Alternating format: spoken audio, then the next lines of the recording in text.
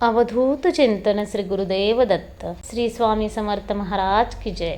स्वामी आपली माऊली आहे. स्वामींनी आपल्याला भिवू नकोस, मी तुझ्या पाठीशी आहे, हे अभयवचन दिलेले आहे.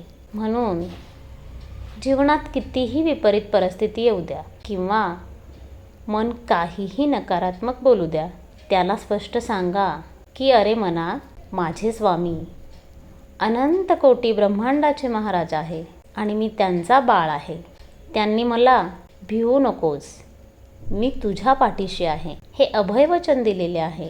हे मना, तू कितीही नकारात्मक बडबड कर, पण मी संकटासमोर गुडघे अजिबात टेकवणार नाही. हृदयात अनन्य भक्तीची भावना आणि अतूट श्रद्धेची भावना ठेवून मी माझे प्रामाणिक कर्म करतच राहणार आणि त्या संकटासमोर गुडघे अजिबात टेकवणार नाही. कारण मी स्वामींचा बाळ आहे आणि स्वामी माझी आई आहे. अवधूत चिंतन श्री गुरुदेव दत्त.